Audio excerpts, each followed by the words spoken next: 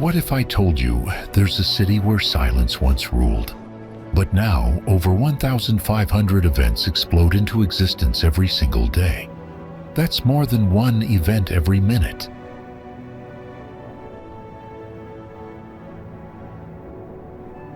And I'm not talking about the usual stuff.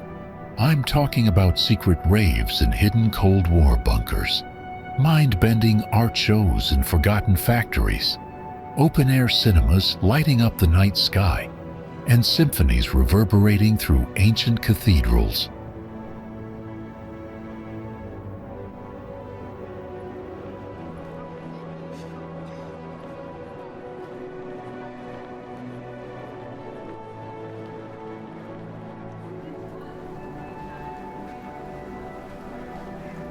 A city that rose from the ashes of war was divided by walls, and now beats with more life and energy than any place on earth.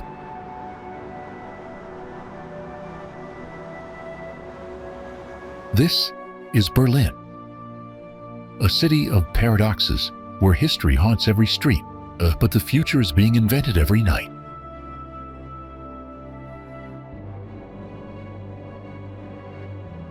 But how did this city, once shattered and silenced, become one of the most dynamic, unpredictable, and creative places on the planet?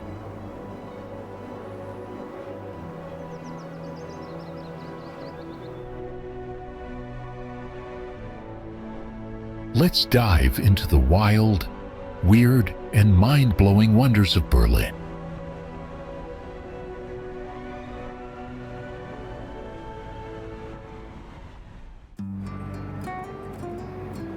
The Reichstag building in Berlin has seen empires rise and fall, revolutions spark, and wars reshape the world.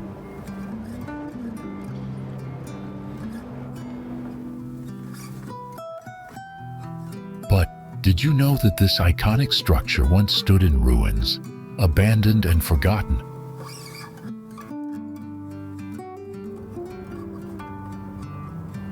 Built in 1894, it was meant to symbolize Germany's political strength.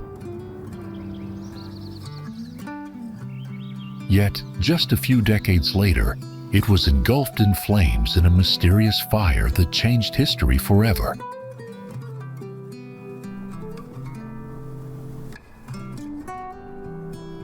The Nazis used this disaster as an excuse to seize power, and during World War II, the building became a battleground.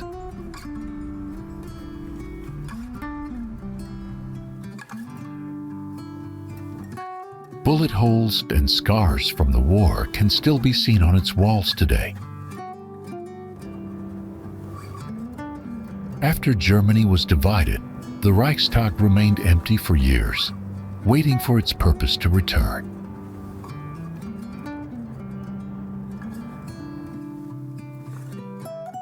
But after reunification in 1990, something incredible happened. The building was reborn, transforming into a symbol of democracy and hope.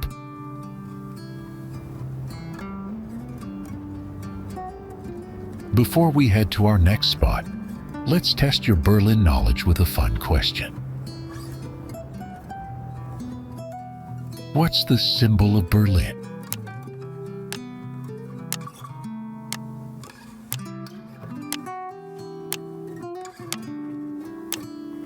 Comment on your answer below.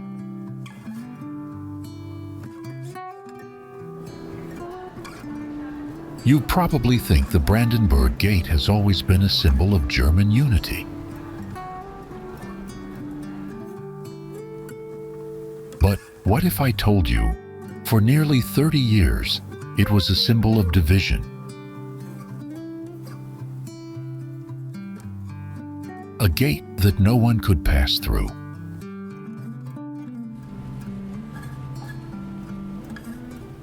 Built in 1791, the Brandenburg Gate was originally a royal entrance to Berlin, inspired by the Grand Acropolis in Athens.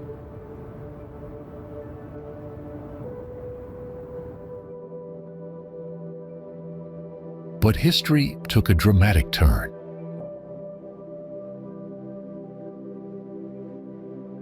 After World War II, Germany was split into East and West, and so was Berlin.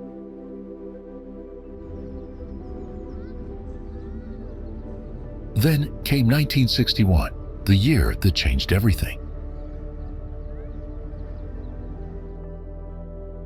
The Berlin Wall was built, cutting the city in half.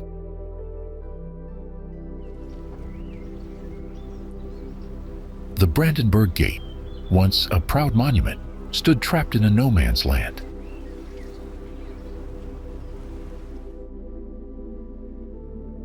No one from East or West Germany could walk through it.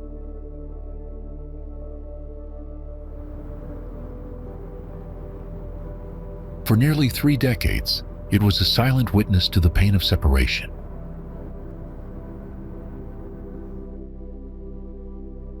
Families torn apart, friends are unable to meet.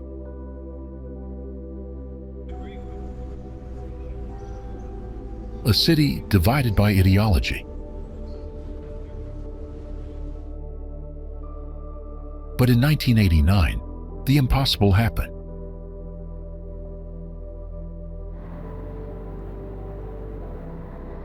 The Berlin Wall fell, and thousands of people rushed to the Brandenburg Gate, celebrating their newfound freedom.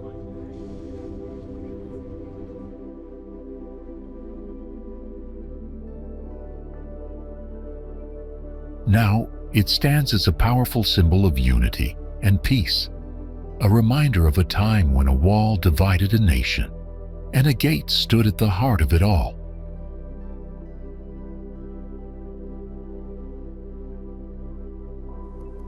If you are watching this, please click the subscribe button in the corner of the screen. It's completely free, but means a lot to us.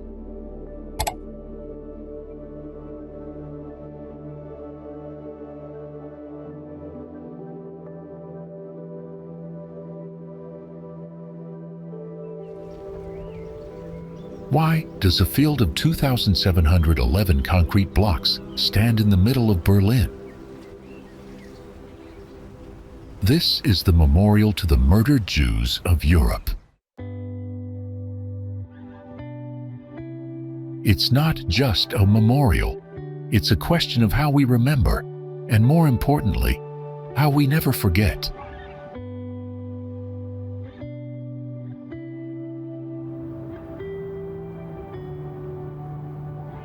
Designed by New York architect Peter Eisenman, the memorial was inaugurated in 2005, 60 years after the end of World War II.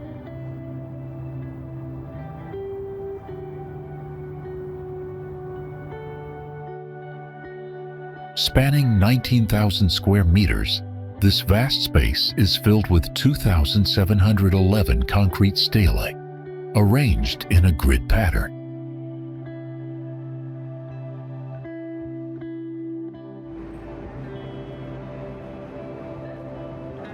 Each slab is unique in size, ranging from 0.2 meters to nearly 5 meters tall, and this uneven arrangement creates an unsettling feeling for those who walk through it.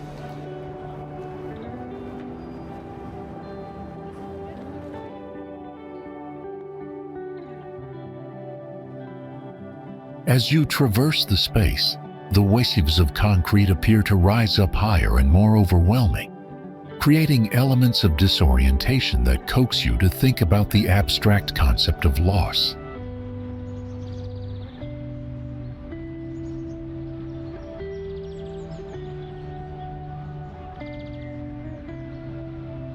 There is no singular point of recollection here, which subverts the classic notion of a memorial.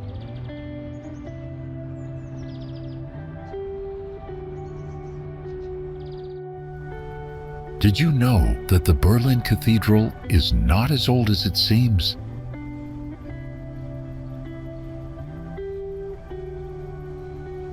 In fact, what you see now is a modern version of the original church, built only in the early 20th century.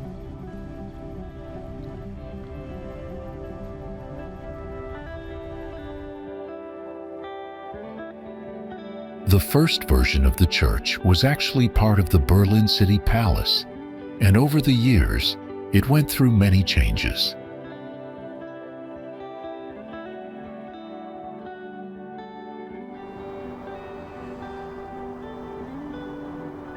In the 1800s, famous architect Carl Friedrich Schinkel redesigned the church, making it more neoclassical in style.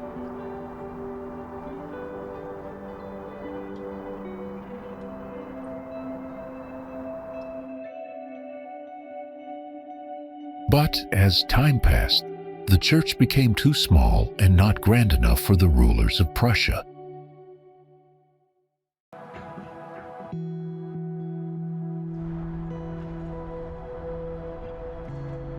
When Emperor Wilhelm II came to power in 1888, he wanted a church that would show the strength and power of the German Empire.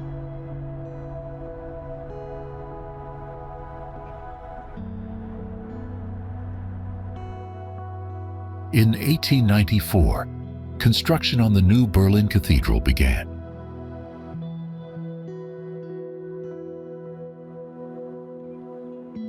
The architect, Julius Karl Raschdorf, designed a church so grand that it was compared to famous cathedrals like St. Peter's in Rome.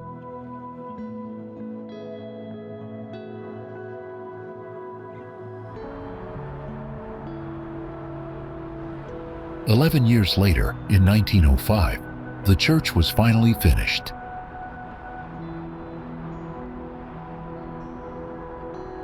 But sadly, the Berlin Cathedral wasn't immune to the effects of World War II.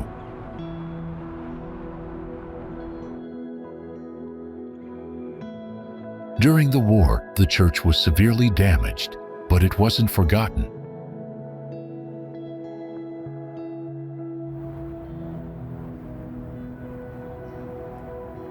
The rebuilding process started in 1975. And after many years of hard work, it was fully restored in 1993.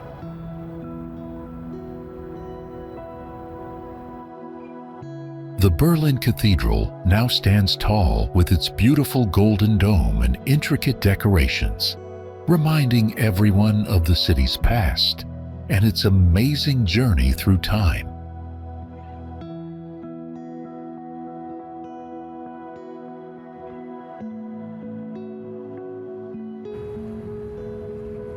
Just outside the old Tegel Airport, there's a huge open space full of energy and stories, Zentrale Festplatz, Berlin.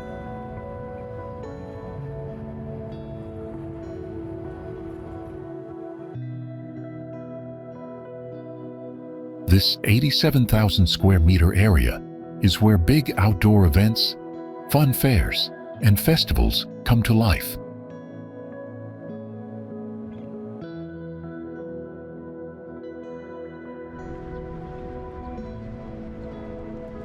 A long time ago, this land was covered with forest, but in 1889, it became home to a research center testing chemicals and explosives.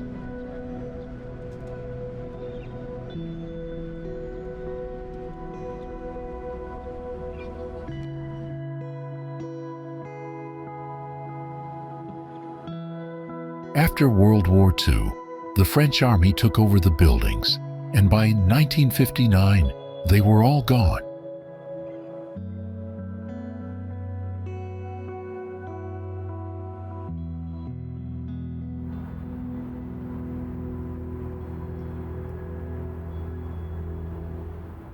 For years, the land was used to dig sand and gravel, and boats carried materials through the nearby canal.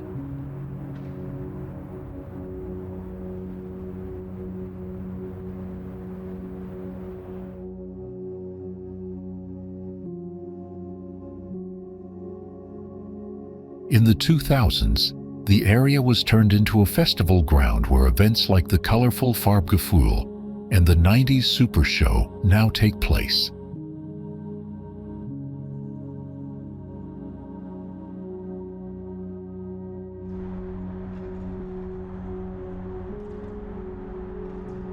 There are talks about building new homes or even a football stadium here in the future.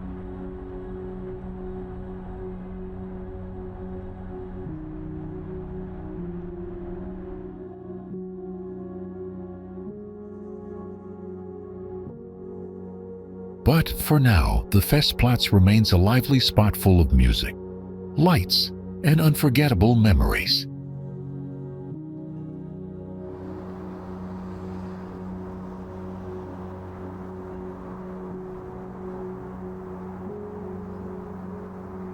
Have you been to Festplatz yet? If you've been, drop a 1. If it's now on your list, drop a 2.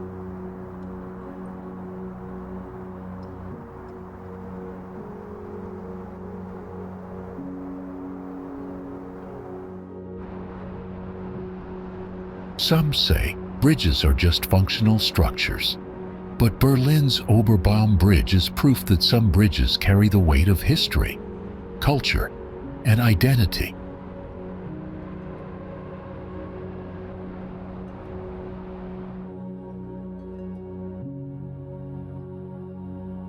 Originally built in 1724 as a simple wooden drawbridge, it served as a vital link between two areas of Berlin, Friedrichshain and Kreuzberg.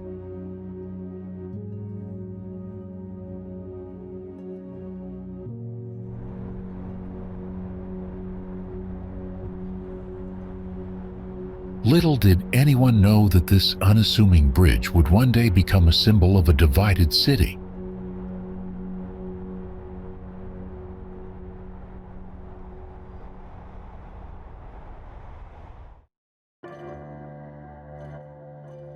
After the Industrial Revolution, it was rebuilt in 1896 with a stunning neo-Gothic design, showcasing Berlin's rapid growth and modernization.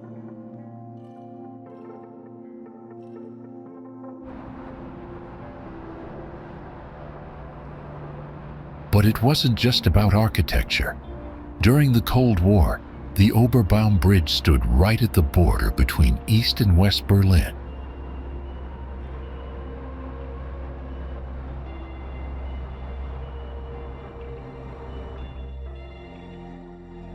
When the Berlin Wall went up in 1961, the bridge was closed to traffic, physically and symbolically dividing the city.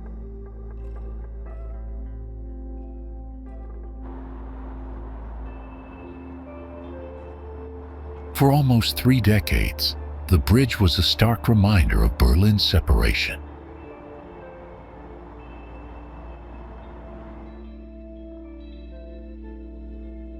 Yet, in 1989, when the Berlin Wall finally came down, the Oberbaum Bridge once again became a symbol of hope and unity, reconnecting the east and west of the city.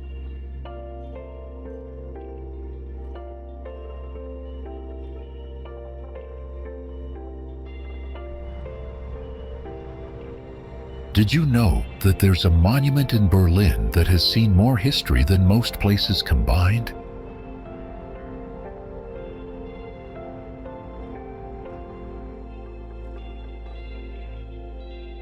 The Victory Column, originally built to commemorate Prussia's military victories, now stands as a symbol of unity and resilience.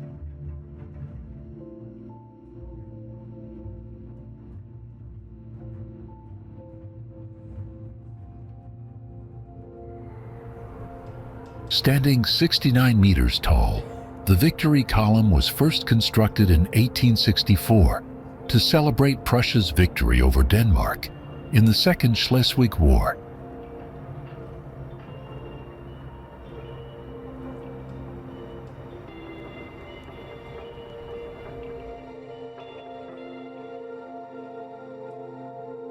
Over time, it came to represent not only the triumph over Denmark, but also victories in the Austro-Prussian War and the Franco-Prussian War.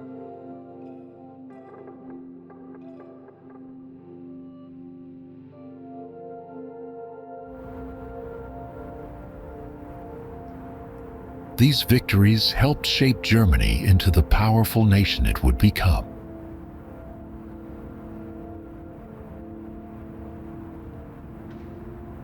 Today, the Victory Column is no longer just a war monument.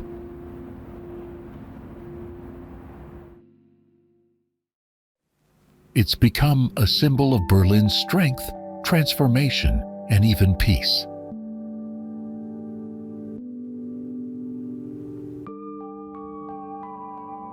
Visitors from all over the world climb the 285 steps to the top, where they're rewarded with a stunning view of the Tiergarten Park and the nearby Bellevue Palace.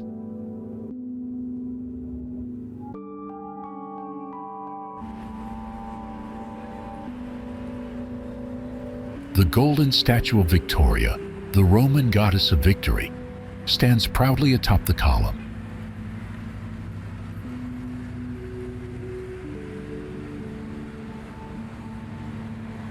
Locals affectionately call her Gold-Else, or the Golden Elsie, as the statue gleams brightly in the sun.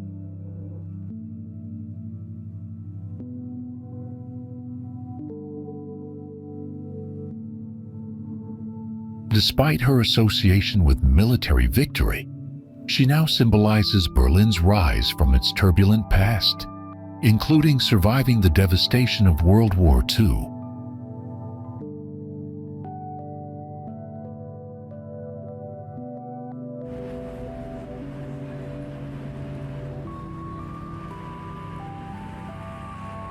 Each year, it's a gathering spot for thousands of people celebrating the famous Love Parade, a techno festival that has become an iconic part of Berlin's cultural identity.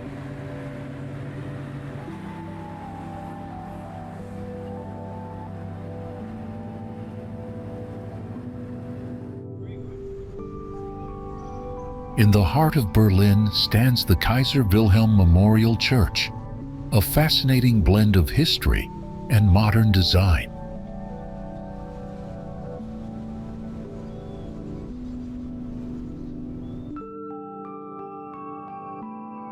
The original church, built in the 1890s, suffered heavy damage during a bombing raid in 1943.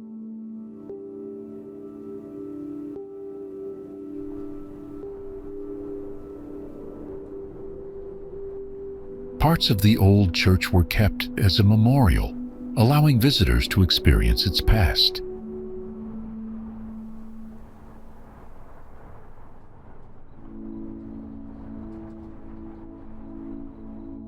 The church's damaged spire has earned it the nickname, the Hollow Tooth, by locals.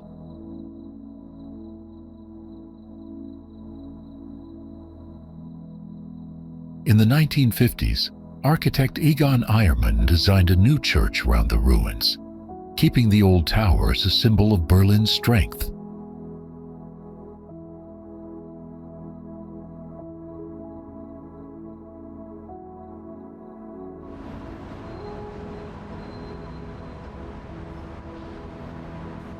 The new church has a unique octagonal design made of concrete, steel, and glass, with room for over 1,000 people.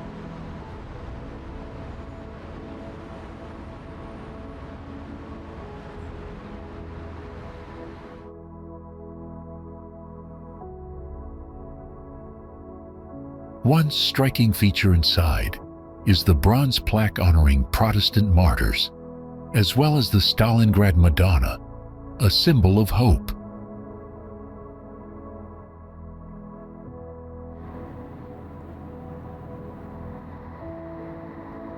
Visitors can also explore the church's tower, home to 6 bronze bells, which were cast from French cannons taken in the Franco-Prussian War.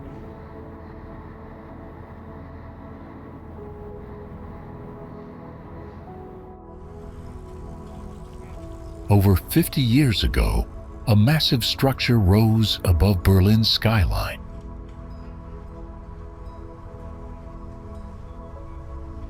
Standing at 368 meters, the Fernsehturm is not only the tallest building in Germany, but also a testament to a divided city's determination to stand tall.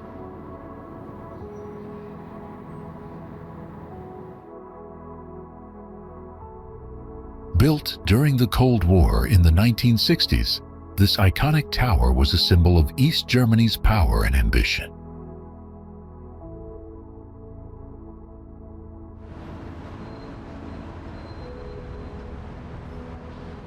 Its sharp, modern design stood in stark contrast to the traditional architecture around it, making it a true landmark.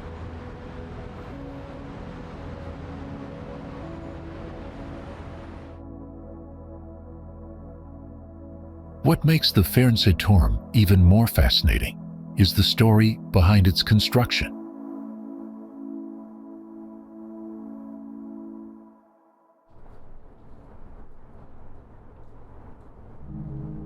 Designed to broadcast signals across the city, it became a tool of both communication and propaganda.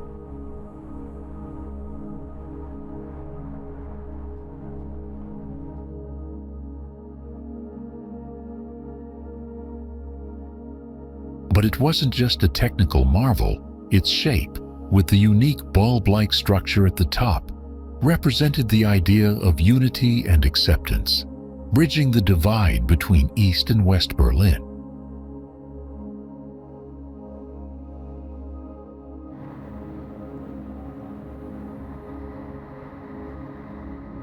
Visitors can take an elevator to the observation deck and enjoy 360-degree views of Berlin.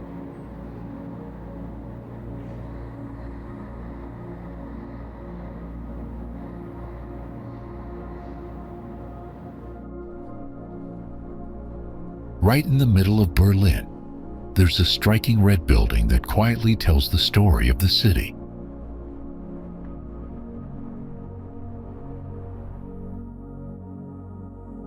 This is the Rotes Rathaus, or Red City Hall, a place where Berlin's mayor and government work.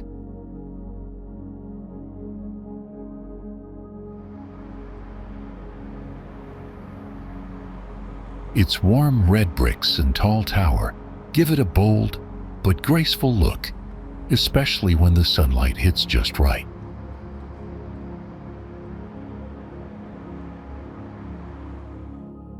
Built in the 1800s, the design was inspired by beautiful buildings from Italy and France. Before it stood here, the area was filled with small medieval houses. The hall was nearly destroyed during World War II, but it was carefully rebuilt, just like before. For many years, it served as the city hall for East Berlin. After the city came together again, the whole government moved back into this proud and peaceful place. Today, the Rotes Rathaus still stands strong, full of history and full of life.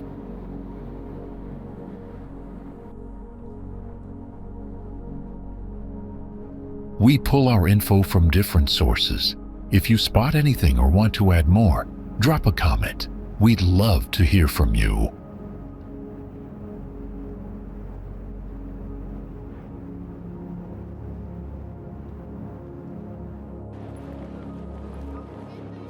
The Konzerthaus Berlin is a stunning concert hall located at Gendarmenmarkt Square in the heart of Berlin.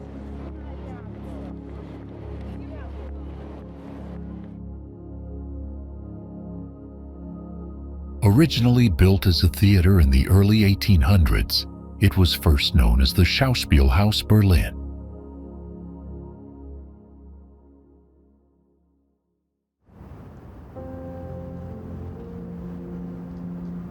After World War II, the building was transformed into a concert hall and became the Konzerthaus Berlin in 1994.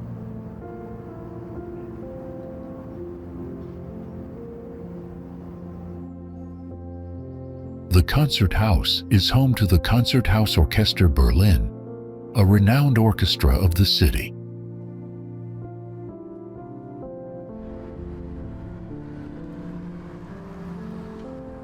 The building has a rich history, starting as the National Theater before being rebuilt as the Königliches Schauspielhaus.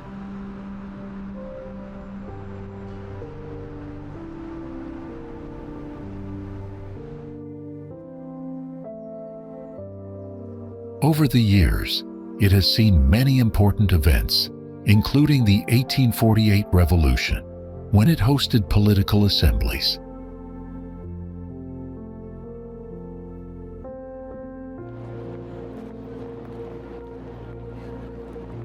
Severely damaged during World War II, the hall was carefully rebuilt and reopened as a concert venue in 1984.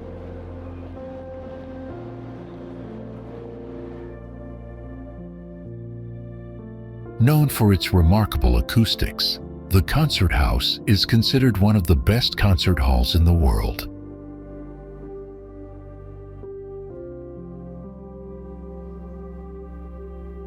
Most people come to Berlin for the big sights, but hidden in the city's old quarter is a true gem, St. Nicholas's Church.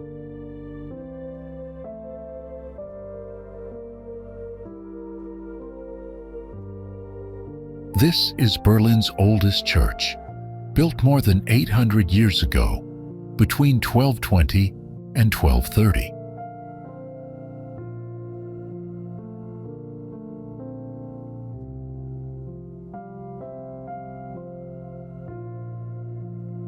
It's part of the Nikolai Viertel, a cozy neighborhood that feels like stepping into the past.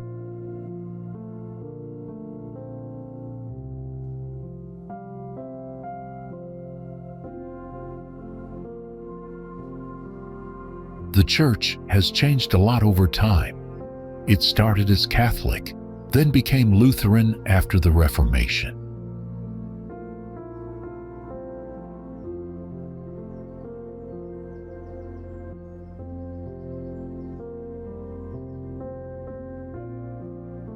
It even had famous people working here like hymn writer Paul Gerhardt and a music director named Johann Kruger.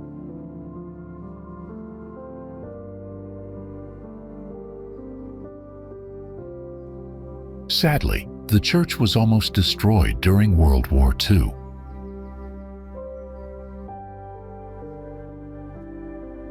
For decades, it stood in ruins until it was finally rebuilt in the 1980s, using the original designs.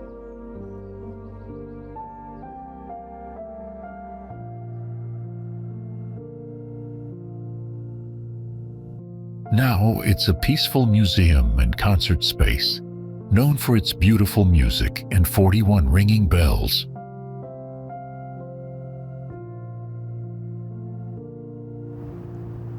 The Bode Museum is located on Museum Island in the heart of Berlin, Germany.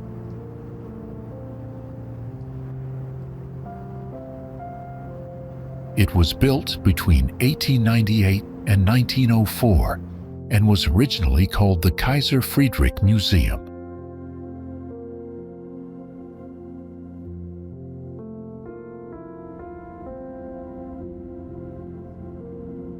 The museum is named after Wilhelm von Bode, the first curator, and today it's home to incredible art collections.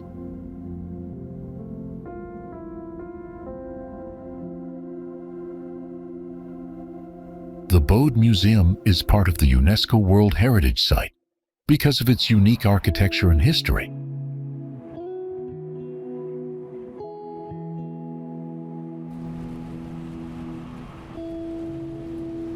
During World War II, much of its collection was saved, though some was lost in a fire.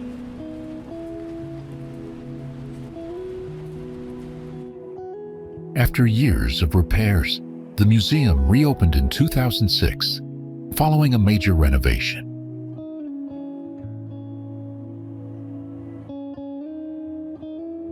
Today, visitors can explore art from many periods, including the Renaissance, Baroque, and Middle Ages.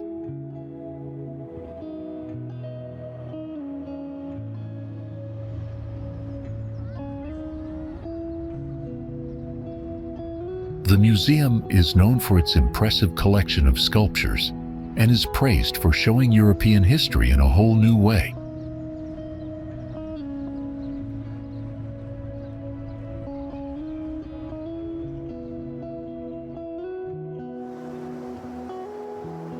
Over 400 years ago, a massive fortress was built atop a medieval castle in Berlin, designed to protect the city of Spandau.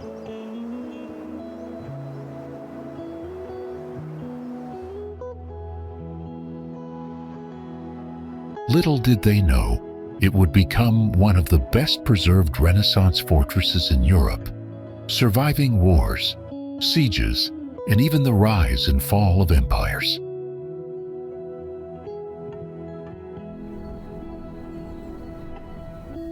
This is Spandau Citadel.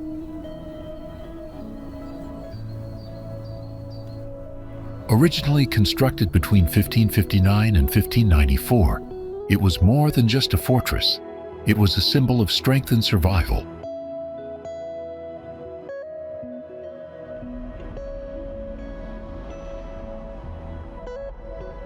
The citadel has witnessed battles between Swedish troops and the Prussian army, as well as an important moment during World War II, when it was spared from destruction by Soviet forces after a peaceful surrender.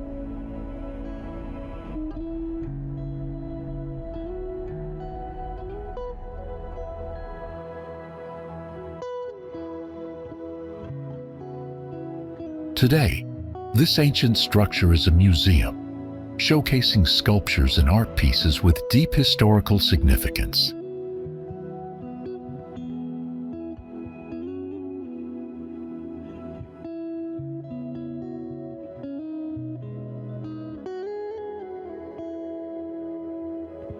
The Citadel's inner courtyard has even become a popular spot for open-air concerts, bringing a new life to the site each summer.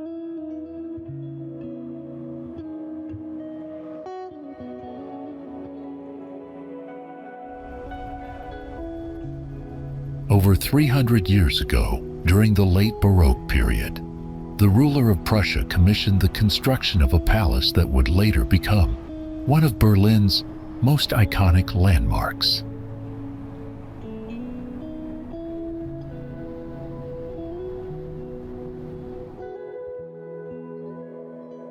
Did you know that Schloss Charlottenburg was originally built as a gift for his beloved wife, Sophie Charlotte?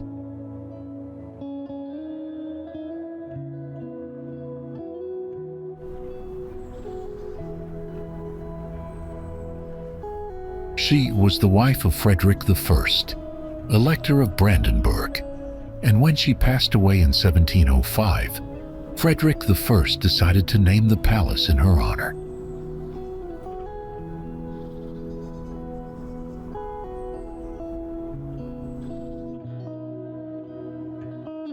What started as a modest residence quickly grew into a grand Baroque masterpiece.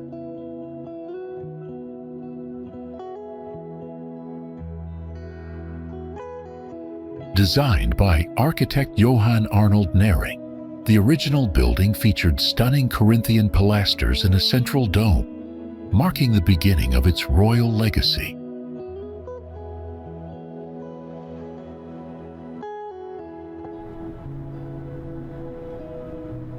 But it wasn't until Frederick I's son, Frederick II, later known as Frederick the Great, took the throne that the palace began its grand expansion.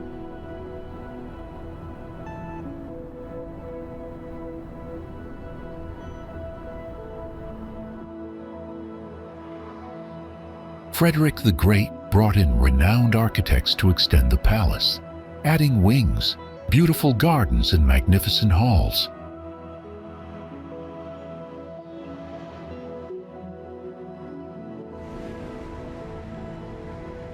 During the summer, it became a vibrant center for royal festivities.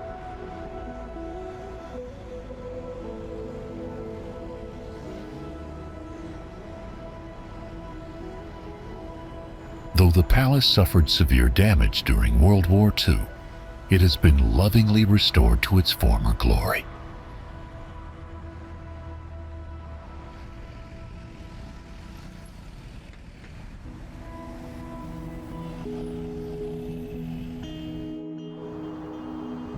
Gendarmenmarkt is a beautiful square in the heart of Berlin.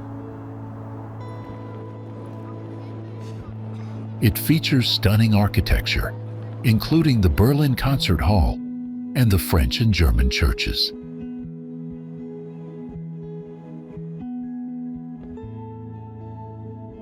At the center of the square stands a statue of the famous poet Friedrich Schiller, adding to the square's charm.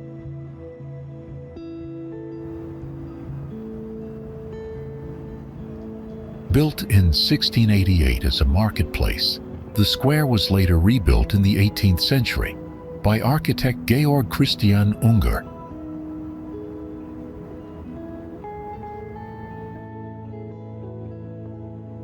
The name Gendarmenmarkt comes from a Prussian regiment that once had stables here until 1773.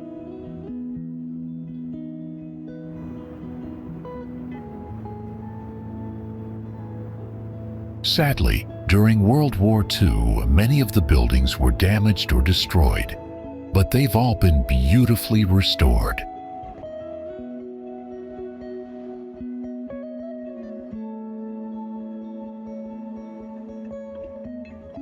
Recently, the square underwent a renovation, blending history with modern, eco-friendly upgrades.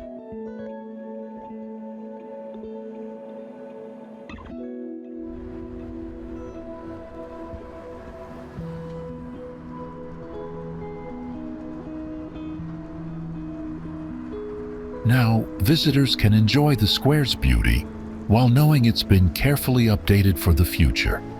Perfect for a sunny stroll.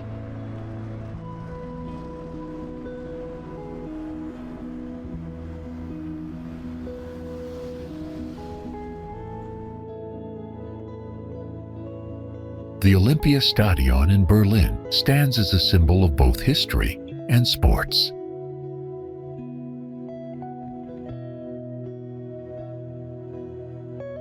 Built in 1936 for the Summer Olympics, the stadium was designed by architect Werner March and originally held over 100,000 spectators.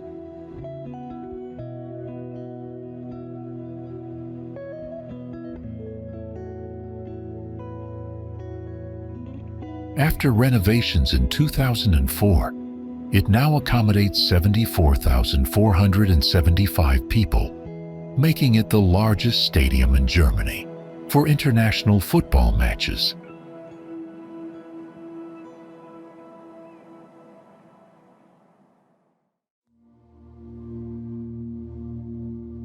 The Olympiastadion has witnessed unforgettable moments, including the 1974 FIFA World Cup and the 2006 World Cup final.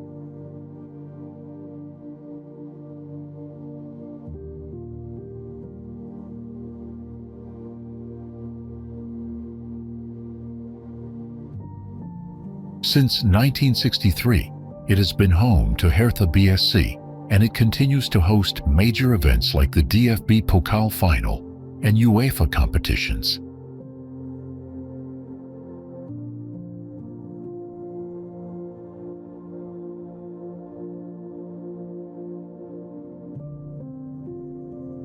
Beyond sports, the venue has also hosted significant events, like a 2011 Peace Meditation Festival with 70,000 participants.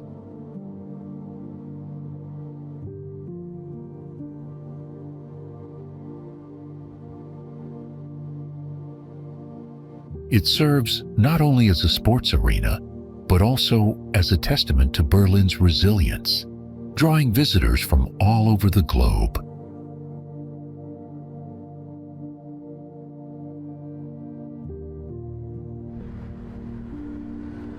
Rosenthaler Platz is a busy intersection in Berlin's Mitte district.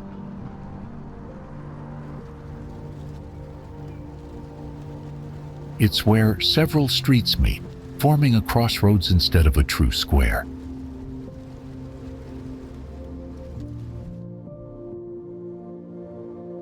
This spot sits on the site of an old gate called Rosenthaler Tor, part of Berlin's customs wall.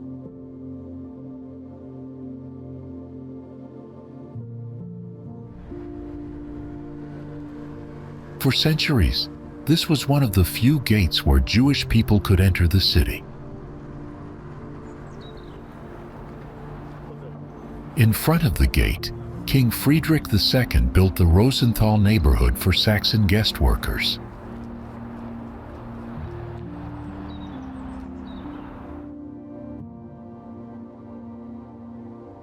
By the 1860s, the customs wall was removed, and the gate was torn down to make space for Berlin's growth.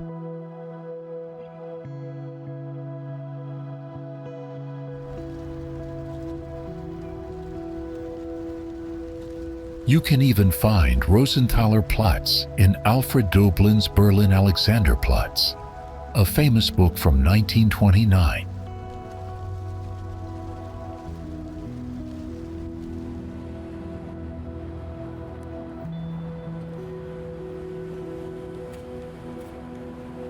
The underground station opened in 1930 and became a temporary border crossing after the Berlin Wall was built in 1961.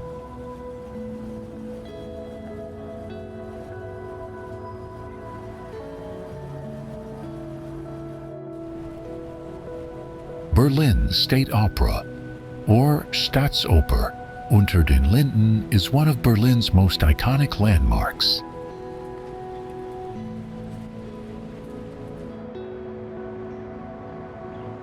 This magnificent opera house was commissioned over 280 years ago by King Frederick the Great of Prussia.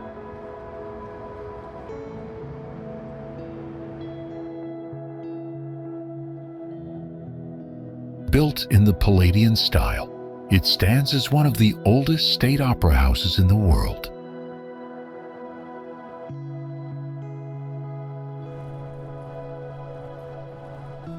Over the centuries, it has witnessed many changes, including being rebuilt after World War II.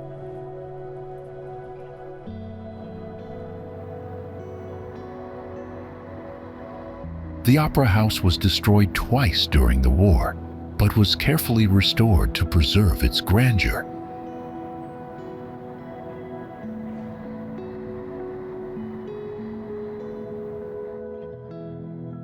In 1955, it was reopened with a special performance, marking a new chapter in its long history.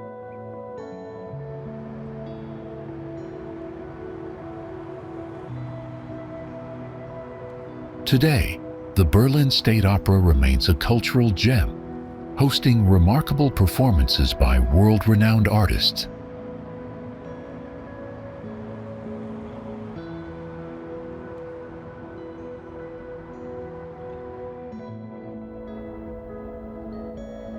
This is the Friedrichswerder Church, the first neo-Gothic church ever built in Berlin.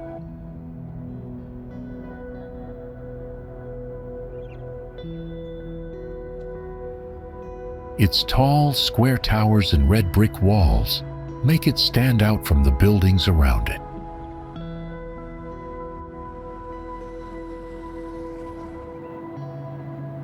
It was designed by Karl Friedrich Schinkel, a famous architect who usually worked in a completely different style.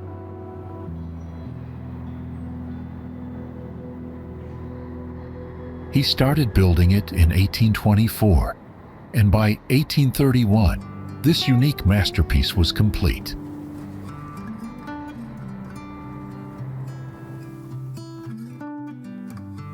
After some damage from nearby construction, the church had to close for repairs in 2012. But don't worry, it reopened in 2019, looking better than ever.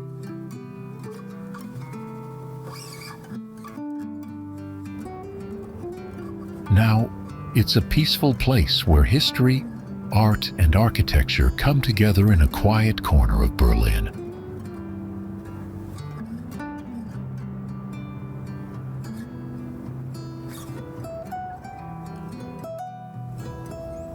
Right in the heart of Berlin, there's a museum that tells the whole story of Germany, from kings and wars to peace and change.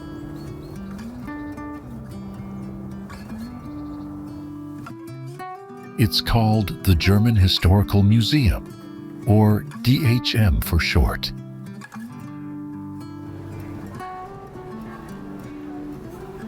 You'll find it in a super old building called the Zog House, which used to be an armory back in the 1600s.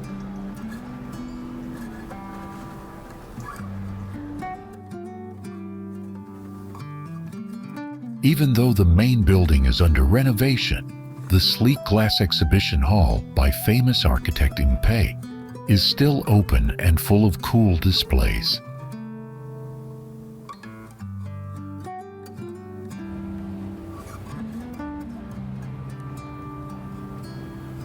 The museum first opened in 1987, and it quickly became one of Berlin's most important places to learn about history.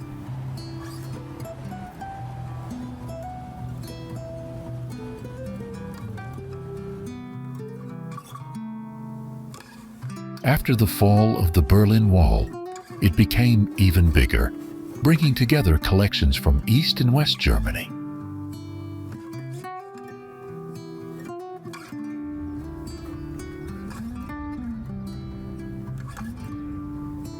Today, it's packed with thousands of objects, paintings, weapons, clothes, letters, that help explain how Germany changed over time.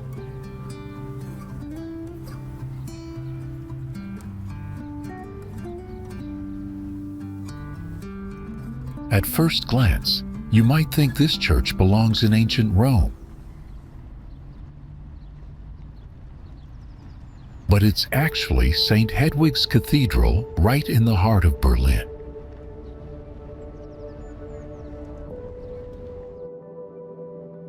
Built in the 1700s, it was the first Catholic church in Prussia after the Reformation.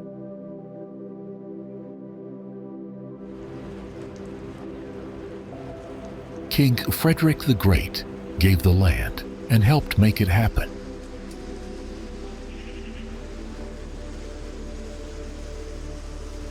Though it was nearly destroyed in World War II, it was carefully rebuilt in the 1950s.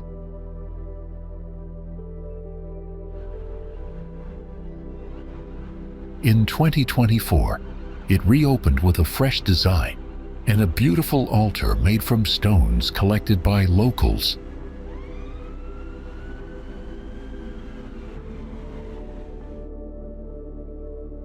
Hidden in a quiet corner of Berlin, there's a church with a story that stretches back over 300 years. This is Parochialkirche. Built between 1695 and 1703, it stands as the oldest Protestant church in Berlin.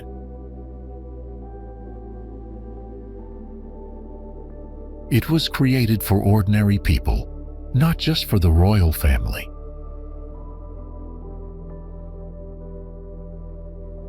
At the time, most churches in Berlin were Lutheran, so this Reformed church was a rare and important addition.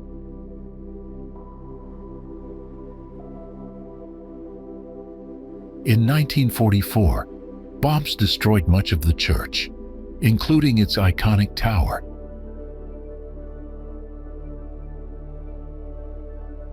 But despite the damage, the community worked hard to restore it.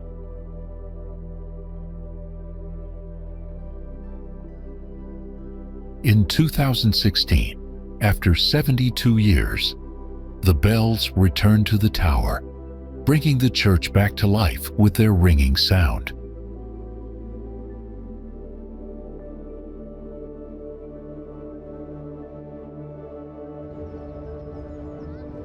In Berlin, there's a special monument known as the Peace Column, or Friedenssäule.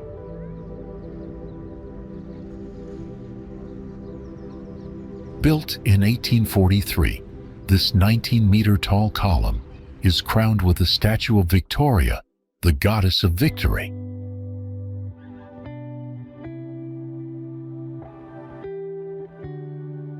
It's located in the lively Marienplatz area, in the vibrant Friedrichshain-Kreuzberg district.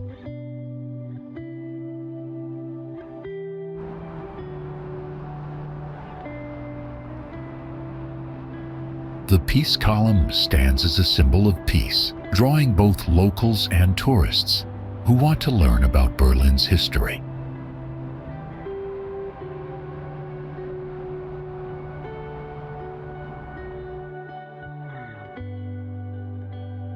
As you visit, you'll notice the peaceful surroundings, with lots of greenery, making it a great spot for a break.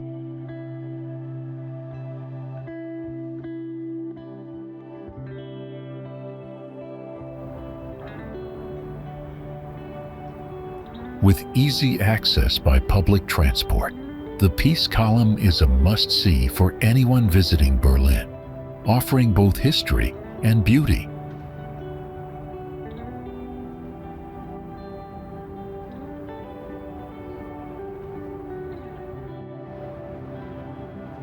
Mitte is the first and most central district of Berlin, and it's where the city's history comes alive.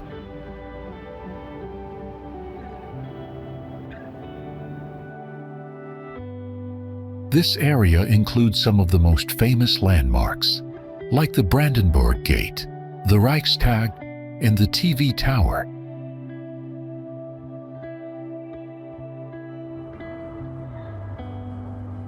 Mitte is home to Museum Island, which has beautiful museums, and the famous Berlin Cathedral.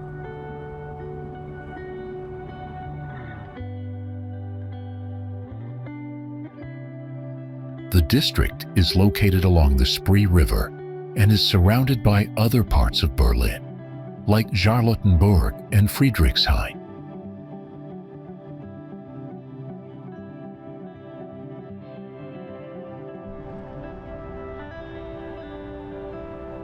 From 1961 to 1990, Mitte was divided by the Berlin Wall.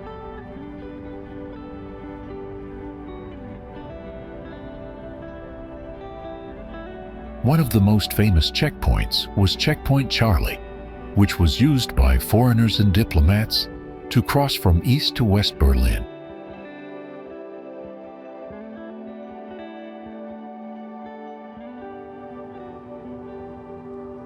Today, Mitte is a vibrant part of Berlin, full of history, culture, and some of the best sights in the city.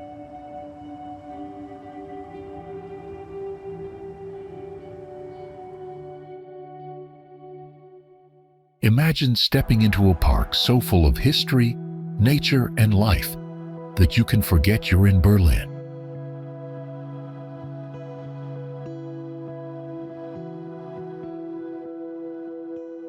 This is Tiergarten, the perfect place to relax, unwind, and enjoy the natural beauty of the city.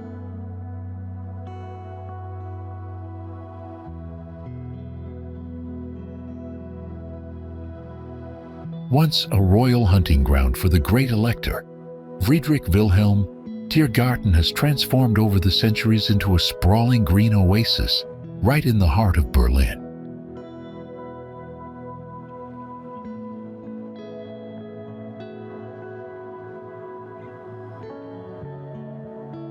Today, it's not just a park, it's a place where locals and visitors alike come to escape the busy city life, whether it's for a peaceful stroll or a picnic with friends.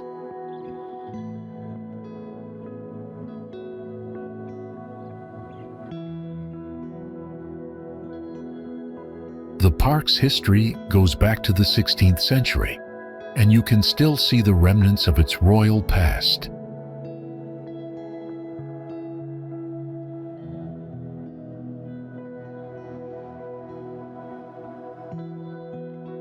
Originally enclosed for the elite, its transformation began in the late 17th century, when avenues were arranged in beautiful patterns inspired by French gardens.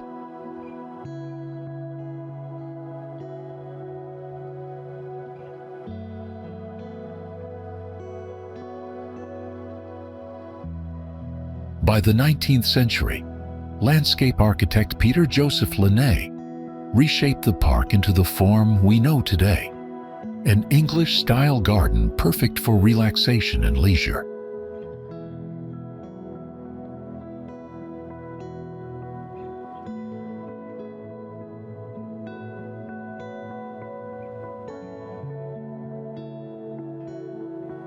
Even now, the park is a symbol of Berlin's resilience and beauty, offering a place to reflect, enjoy nature, and take in the sights of iconic landmarks like the Brandenburg Gate and Potsdamer Platz.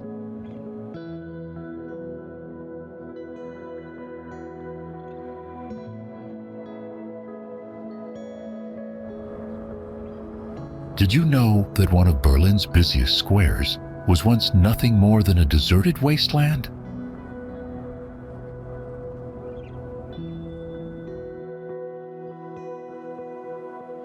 Potsdamer Platz, now filled with modern skyscrapers, was destroyed during World War II and left abandoned during the Cold War.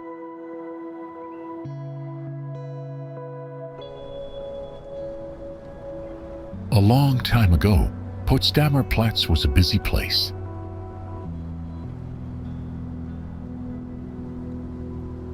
It was used for military parades, and it was the spot where the road to Potsdam passed through.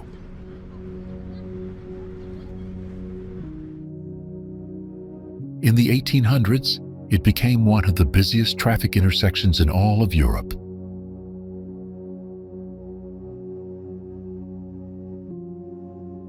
But then, World War II changed everything.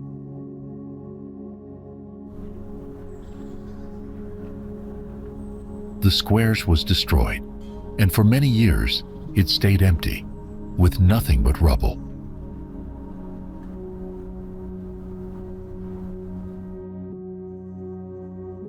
During the Cold War, the Berlin Wall split the square in half, making it a forgotten place, stuck between East and West Berlin.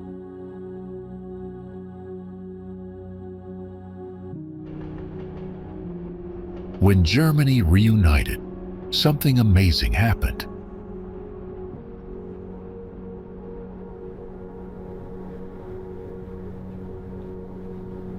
Potsdamer Platz was rebuilt and became a lively modern square.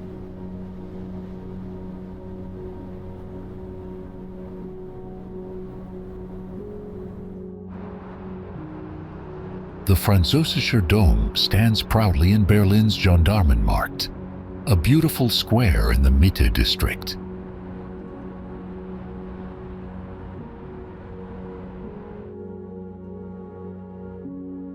Built between 1780 and 1785, it was designed by Karl von Gontard and added to the Französische Friedrichswerder Church.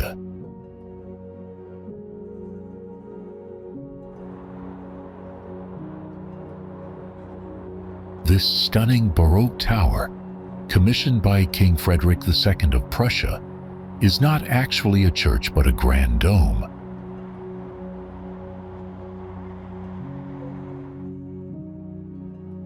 It faces the Deutscher Dom, and together, they are part of what makes Gendarmenmarkt the most beautiful square in Berlin.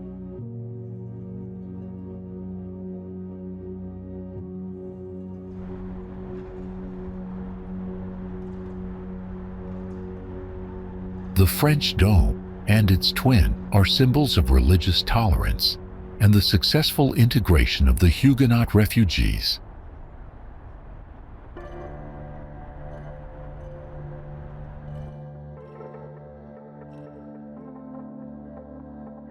Although it's called the French Dome, it's really a tower with an observation platform, housing the Huguenot Museum.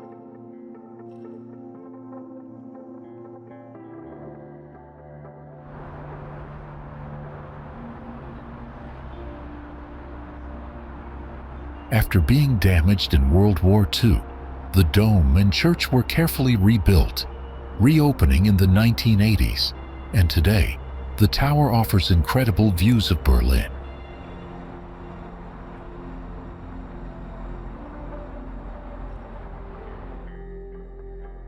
Spandau is actually 5 years older than Berlin, something locals are quite proud of.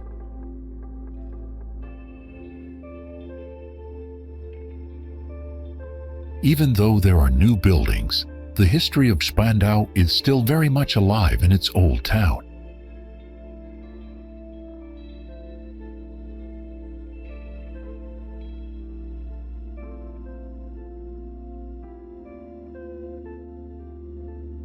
The Old Town is now a pedestrian zone, making it a perfect place to explore at a relaxed pace.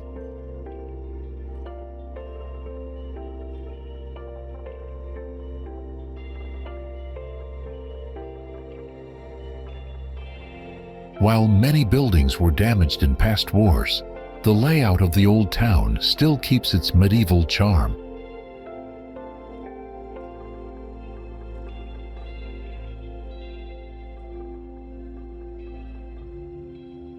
You can enjoy the mix of architectural styles as you stroll through the area, each building adding its own piece to the city's history.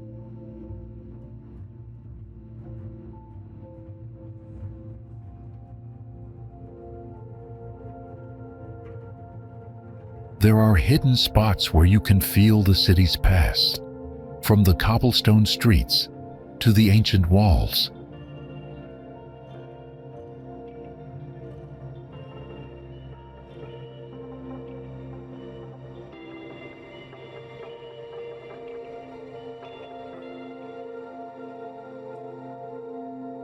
The Old Town is a great place to learn about Spandau's long history while soaking in the atmosphere of a city that's seen centuries of change.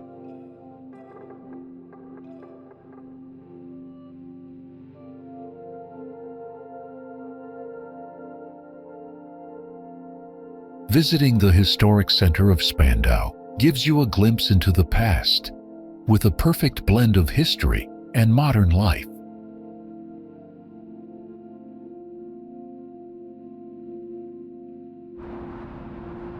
Some say rivers have memories.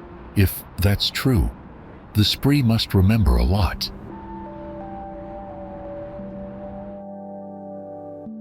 The Spree River stretches over 400 kilometers, winding its way through Germany and playing a crucial role in Berlin's history.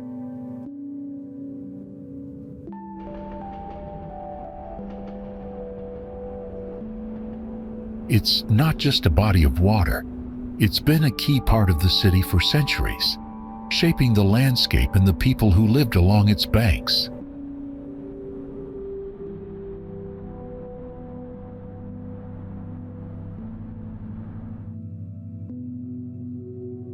During the medieval period, the river was a vital trade route, bringing goods and people into Berlin and helping it grow into an important city.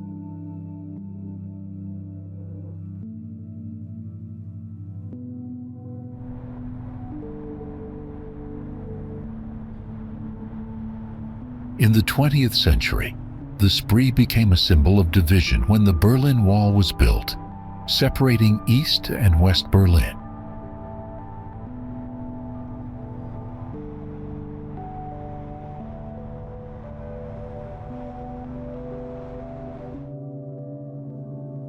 After the fall of the wall, the river's role as a unifier became even more apparent, linking once divided neighborhoods and connecting people from both sides.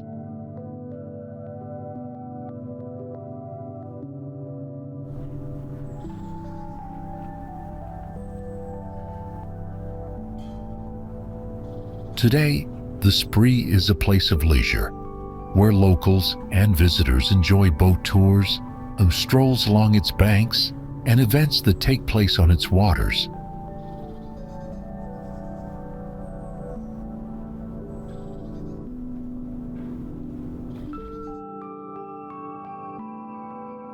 What if we told you that a giant circus tent, once located right next to the Berlin Wall, became one of the most beloved event spaces in Berlin?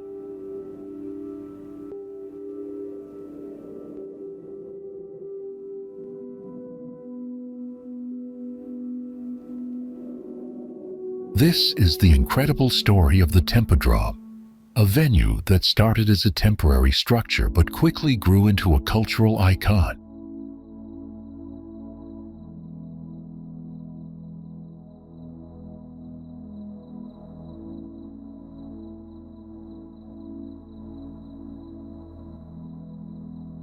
In 1980, Irene Mosinger, a nurse who had just inherited 800,000 marks from her father, decided to use the money to bring her dream to life.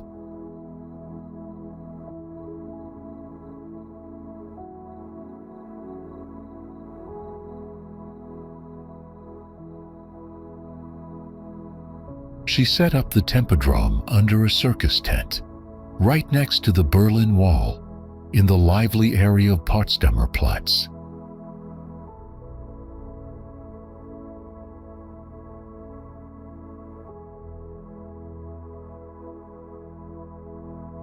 Noise complaints and changing city plans forced the Tempodrom to move several times.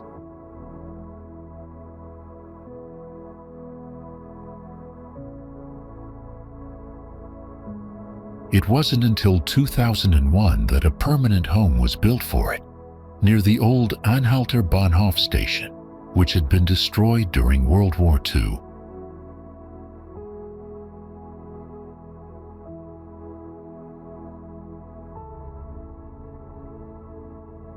The new venue, designed by the famous architectural firm von Gerkan, Marg und Partner, blends the history of Berlin with modern architecture.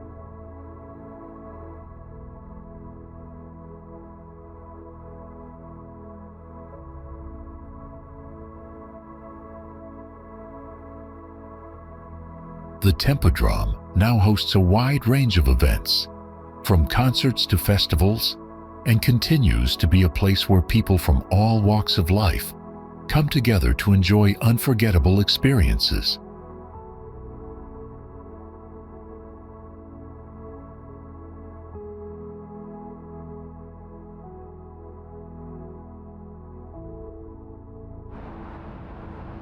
The Alte National Gallery in Berlin is part of the UNESCO World Heritage Museum's Insel, or Museum Island.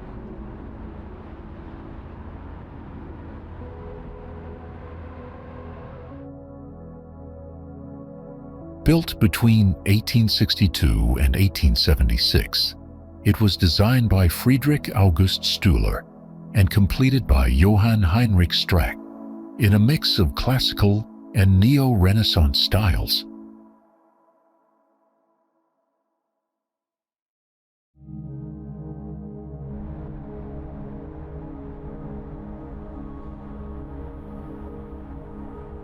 The architecture of the Alte National Gallery is unique, combining elements of temples, castles, and churches to show the connection between art, history, and the nation.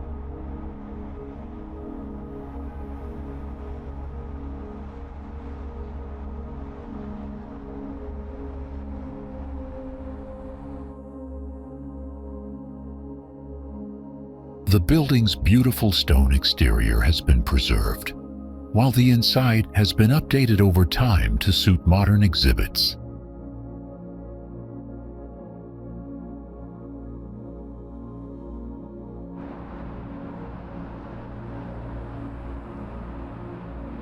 In 2019, the Alte National Gallery welcomed over 376,000 visitors, making it a must-see destination in Berlin for art lovers.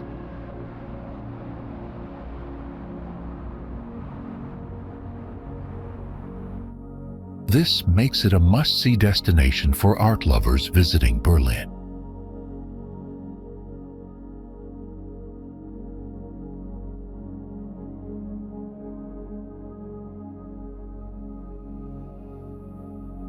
If you're in Berlin, you can't miss the Martin-Gropius-Bau, also known as Gropius-Bau.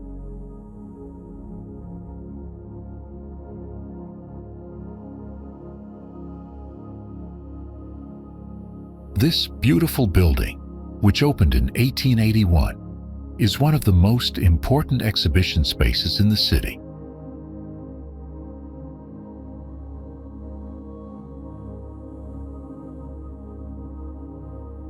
It was originally built to house the Museum of Applied Arts, and today it hosts incredible art exhibitions from artists like Ai Weiwei and Paul Klee.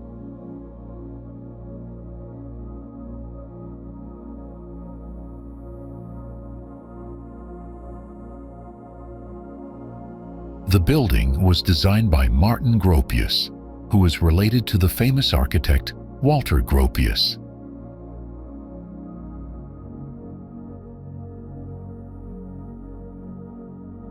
After being rebuilt in the 1980s, it became one of the most stunning exhibition spaces in Germany.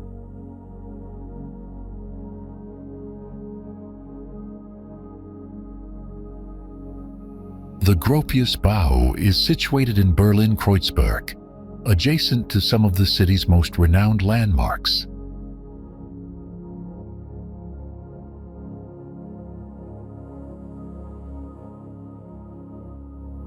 It's a great place to learn about art and history, and it's close to other attractions like the Berlin Parliament Building and Potsdamer Platz.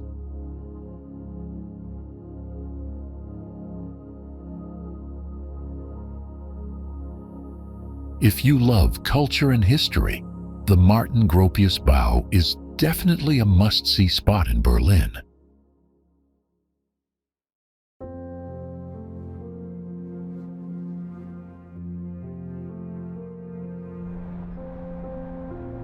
Over 100,000 people tried to escape East Germany by crossing the Berlin Wall, and more than 200 lost their lives in the attempt.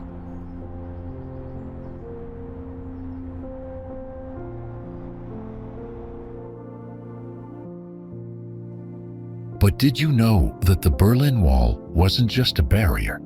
It was also a symbol of hope and resilience for those who dreamed of freedom.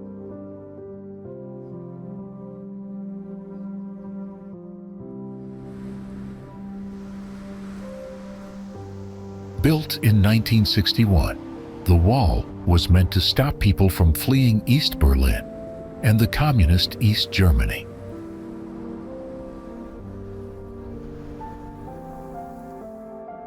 But for the people living in the Eastern Bloc, it represented something much deeper.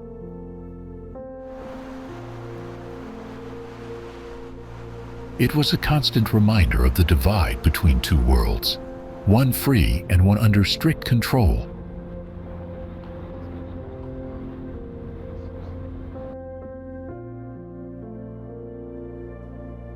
For nearly 30 years, families were torn apart, and thousands risked everything to escape.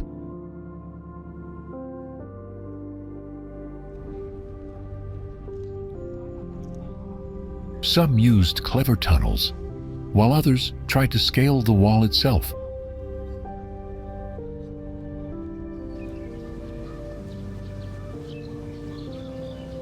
Despite the dangers, these brave individuals fought to cross the barrier, yearning for a life of freedom.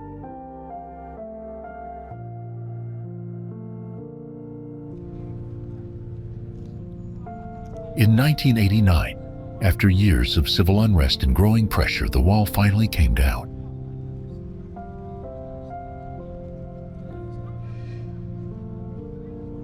It was a moment that changed the world, symbolizing the collapse of an oppressive regime and the victory of hope and unity over division.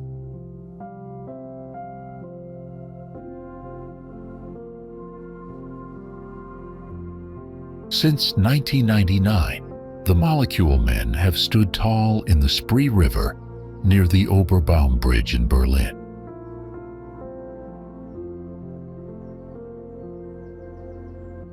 This 30-meter-high sculpture was created by American artist Jonathan Borofsky.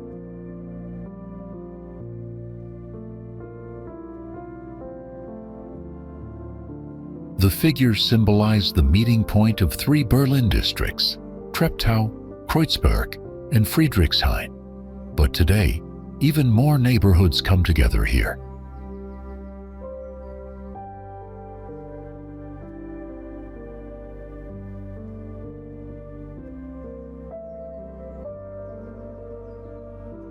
Borofsky designed the sculpture to remind us that, like people and molecules, we all exist in a world of chance.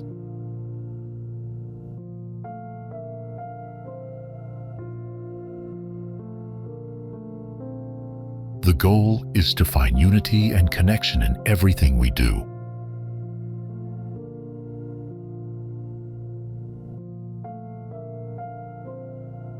The molecule men have been part of Berlin's skyline for years, and they represent the idea of people coming together, just like molecules forming life itself.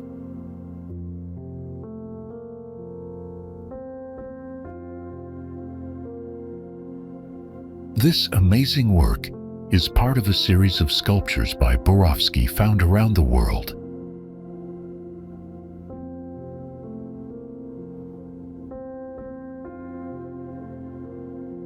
The figures are made of aluminum and have hundreds of holes, showing how humans connect and shape the world around them.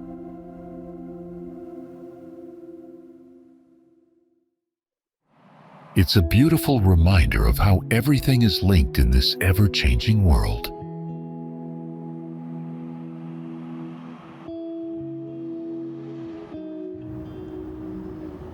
The Frankfurter Tor is a historic square in Berlin's Friedrichshain district.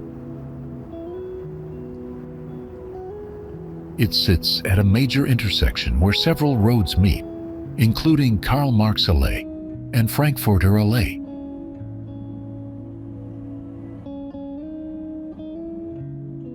The Frankfurter Tor U-Bahn station is located here, making it a key spot in the city.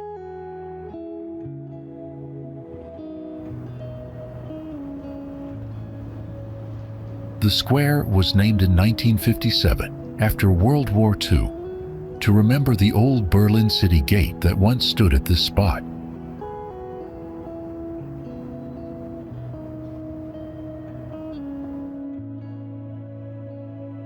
During the war, much of the area was destroyed, but it was later rebuilt with a new design.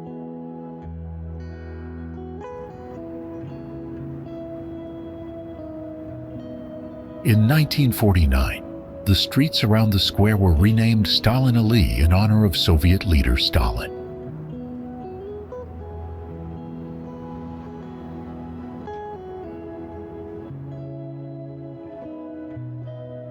In 1961, the names were changed again, and Frankfurter Allee was restored to its original name.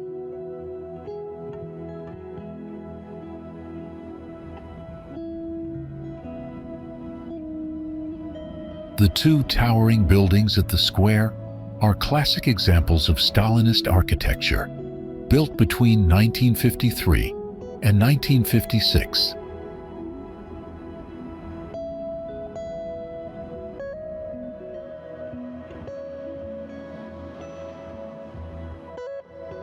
From here, you can spot the Berlin TV tower in the distance, perfectly aligned between the twin towers.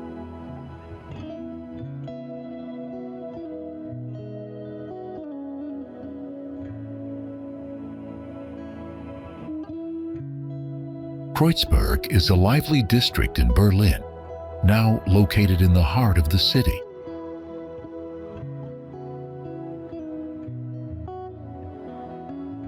Once separated by the Berlin Wall, it's now a place where both locals and visitors enjoy the parks, like Görlitzer Park and Victoria Park.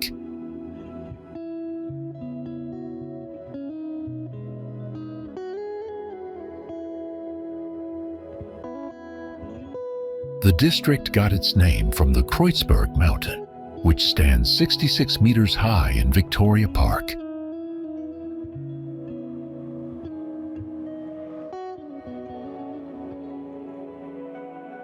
Kreuzberg is famous for its many cafes, where you can relax and enjoy the atmosphere.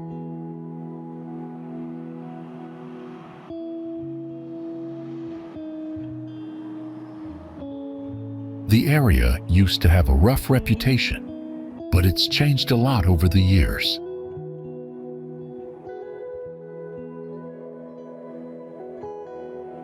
It's known for the May Day celebrations like the peaceful Maifest, where people come together to celebrate.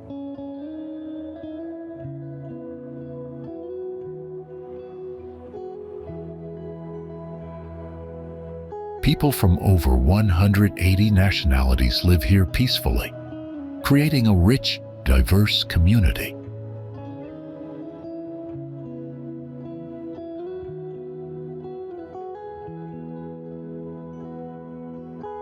Once one of the poorest areas in West Berlin, Kreuzberg has transformed since reunification in 1990.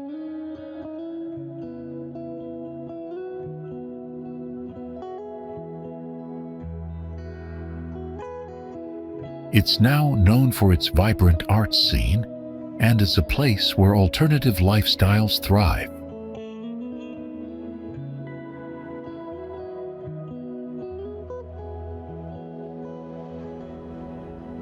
The Neuer Marstall, or New Stables, is a historic building in Berlin, completed in 1901.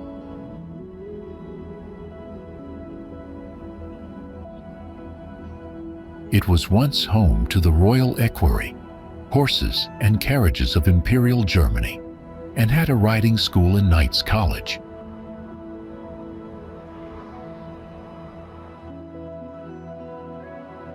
After renovations in 2005, it became the home of the Hans Eisler Academy of Music and the Berlin City Library.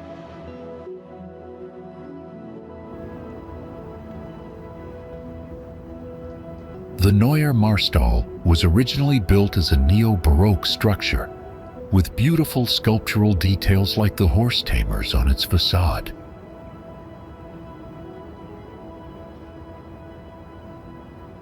With ongoing restorations, the building remains an important part of Berlin's historical and artistic scene.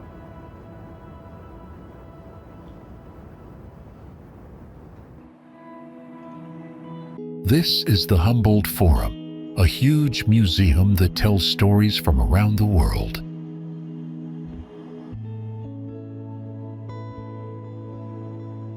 It's inside the rebuilt Berlin Palace, right on Museum Island in the center of Berlin.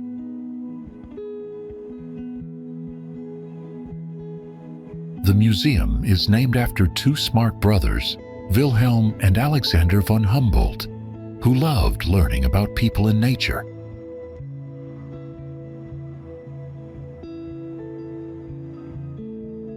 Here, you'll find art, history, and culture from places outside of Europe, all brought together under one roof.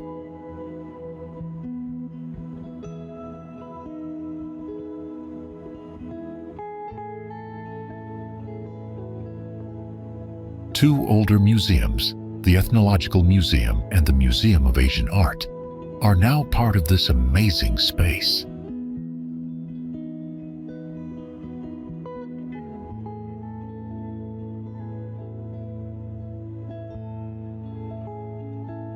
The building took years to finish, with delays from technical problems, lockdowns, and even a small explosion during construction.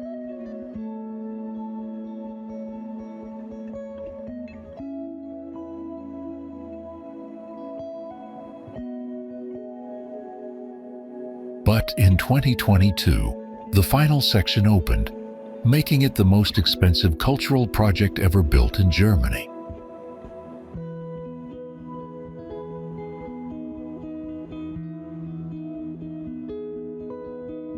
With over 1.7 million visitors in 2023, the Humboldt Forum has become the most popular museum in Germany.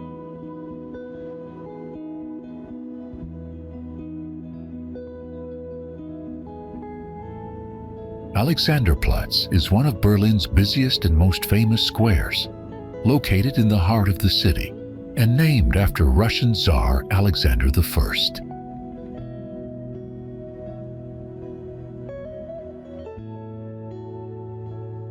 This lively square has a rich history, from being a military parade ground to a bustling marketplace.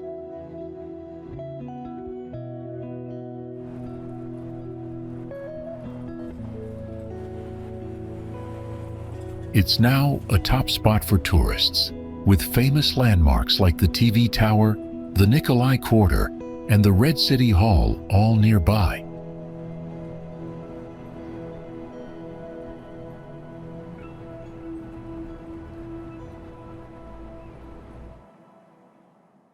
For Berliners, it's simply called Alex, and it's one of the city's main commercial centers, full of shopping malls and department stores.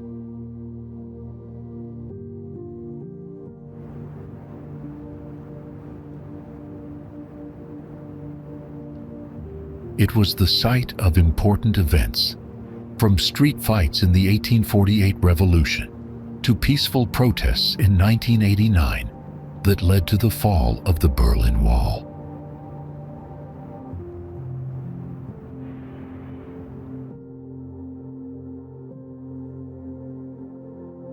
After World War II, the square was rebuilt under Soviet control, and its design was transformed in the 1960s and 70s, becoming more pedestrian-friendly.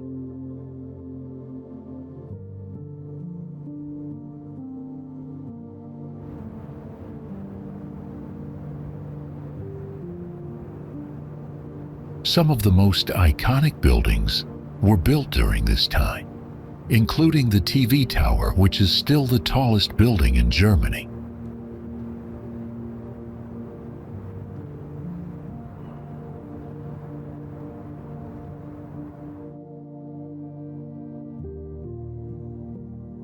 Alexanderplatz continues to evolve with new shopping malls, modern skyscrapers, and even a new skyline.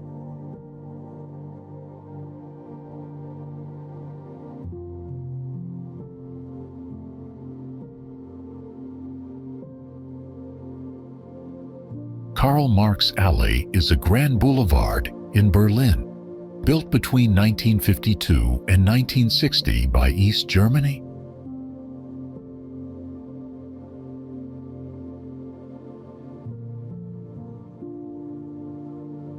It stretches over 2.3 kilometers and is 90 meters wide, lined with stunning 8-story buildings in a classic socialist style.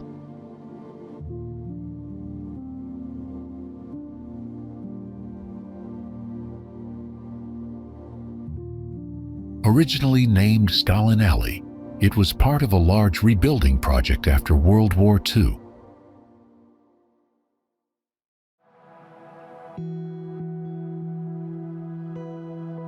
The avenue was designed to provide luxury housing for workers, as well as shops, restaurants, and even a huge cinema called Kino International.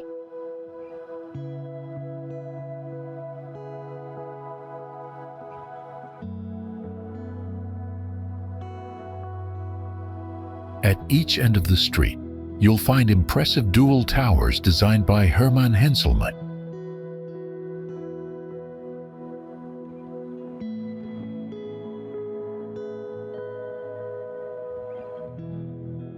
The street has a rich history, including being the site of a major worker uprising in 1953, which led to tragic deaths.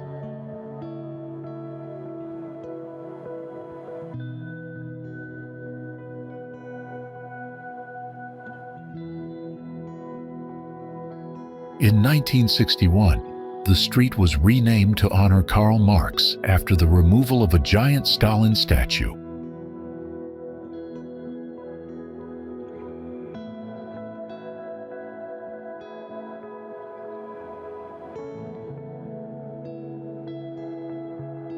Karl-Marx-Allee remains admired for its bold design and continues to be a landmark of Berlin's past, blending history, culture, and stunning architecture.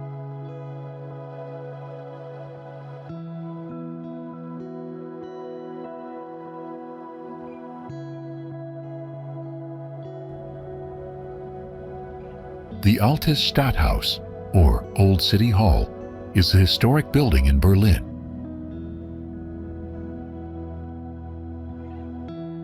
Built between 1902 and 1911, it cost 7 million marks and was designed by Ludwig Hoffmann, the city's chief architect.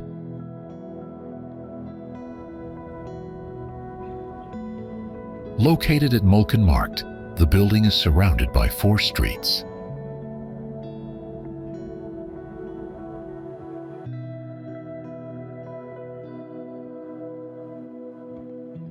After World War II, the building served as the headquarters for the East German government, while the one next door also carried the name New City Hall.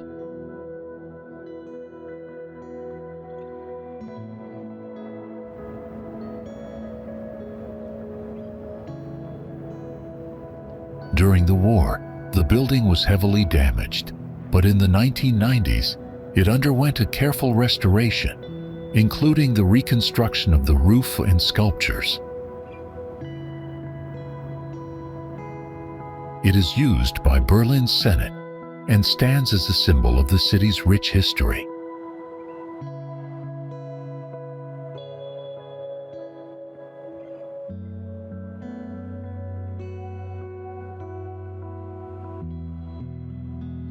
Berlin is full of places where the past and present live side by side.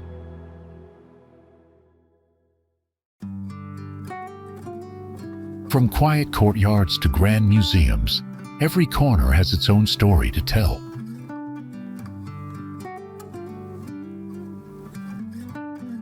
The streets carry the echoes of empires, revolutions, and reunions, yet they feel alive with art, music, and movement.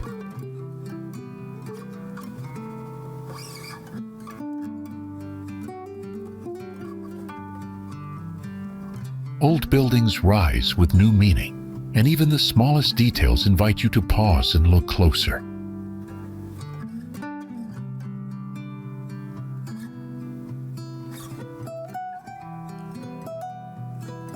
As you walk through this city, history isn't behind glass.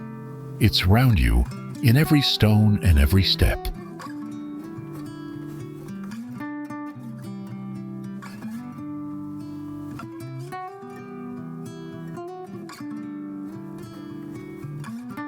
Every moment here feels connected, like the city is gently guiding you from one chapter to the next.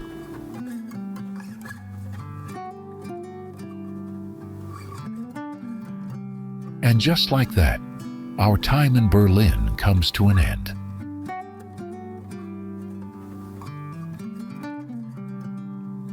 Thanks for joining us on this unforgettable journey. Until next time, keep exploring and discovering the beauty that's all around us.